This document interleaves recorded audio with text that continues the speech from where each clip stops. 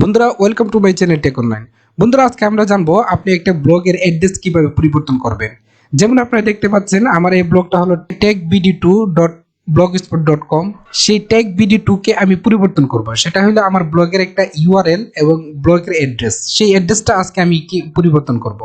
তো কিভাবে সেই অ্যাড্রেসটা আপনি পরিবর্তন করবেন সেটাই আমি আজকে আপনাদেরকে দেখাবো। ব্লগের অ্যাড্রেসটাকে পরিবর্তন করার জন্য আপনার ব্লগে লগ ইন করতে হবে। আপনি ব্লগারে লগ ইন করার পরে তারপর নিচে দেখতে পাচ্ছেন যে সেটিং অপশনে যাবেন। সেটিং অপশনে যাওয়ার পরে একটু নিচে আসবেন। নিচে এসে আপনি দেখতে পাচ্ছেন যে tagbd2.blogspot.com। এটা হলো আমার ব্লগের অ্যাড্রেস। সেই অ্যাড্রেসটাকে পরিবর্তন করার জন্য এখানে আপনাকে ক্লিক দিতে হবে। ক্লিক দেওয়ার পরে এখানে ছিল tagbd2, আমি এখানে 20 দিয়ে দিলাম, 24 দিয়ে আমি এখান থেকে সেভ দিলাম। আমার ব্লগটা আগে ছিল techbd2 আর এখন হয়েছে techbd224.com.blogspot.com। আমি এখানে আবার একটা রিফ্রেশ দিব।